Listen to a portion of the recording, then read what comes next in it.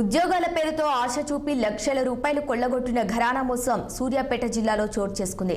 అమెరికాకు చెందిన సంస్థగా చెప్పుకుంటూ నిరుద్యోగులకు ఉద్యోగాలు ఇస్తామని ఓ వ్యక్తి ఆర్జీఎం సంస్థ కార్యాలయాన్ని ప్రారంభించారు.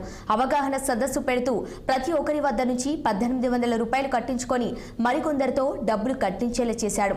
డబ్బులు కట్టించుకున్న వారికి ప్రతిరోజు 5 యాడ్లు పంపి వాటిని చూసిన ప్రతి ఒక్కరికి 60 రూపాయలను యూజర్లో జమ చేస్తామని నమ్మబలిగారు. ఇలా జమైన మొత్తాన్ని ఒక వారంలో తిరిగి తీసుకోవచ్చని చెప్పడంతో ఉమ్మడి జిల్లా వ్యాప్తంగా సుమారు 50,000 మంది బాధితులు ఉన్నారనే విషయం బయటపడింది. దీంతో బాధితులు పోలీసులను ఆశ్రయించారు. ఇలాంటి ఫేక్ సంస్థలను నమ్మి నిరుద్యోగులు మోసపోవద్దని పోలీసులు సూచించారు. బాధితుని నాలాగా కొంచెం 30,000 మంది ఉన్నారు మన సూర్యాపేట జిల్లా వరకు.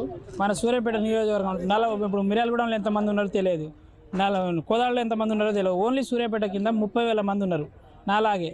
అది కూడా మళ్ళీ ఎట్లా అంటే 45,000 కట్టిన వాళ్ళకేమో వీక్లీ పేమెంట్స్, 15,000 కట్టిన వాళ్ళకి వీక్లీ పేమెంట్స్, ప్రతి బుధవారం విత్డ్రా అని చెప్పి మిగతా మనకన్నా J6 J4 J5 అని అట్లా పెట్టి వాళ్ళకి డైలీ ట్రాన్సాక్షన్ ఇచ్చారు.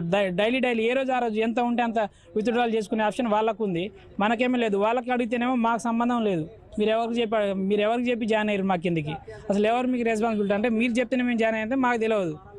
మరి ఎవరు దీనికి రెస్పాన్సిబిలిటీ? అసలు గవర్నమెంట్ ఏమన్నా మాకేమన్నా ప్రభుత్వం తరపున ఏమన్నా నష్టపరిహారం చెల్లిస్తుందా, లేకపోతే వాళ్ళ మీద ఏమైనా కఠిన చర్యలు తీసుకుంటుందా అనే ఆప్షన్ మీద మేమందరం సూర్యాపేట టౌన్ ఎస్ఐ గారిని కలవడం జరిగింది. వాళ్ళేమో పిటిషన్లు తీసుకున్నారు, మేము తగిన చర్యలు తీసుకున్నామని చెప్పారు.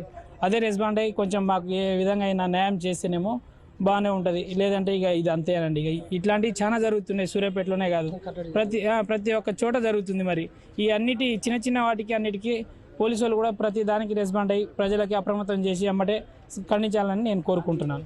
నేను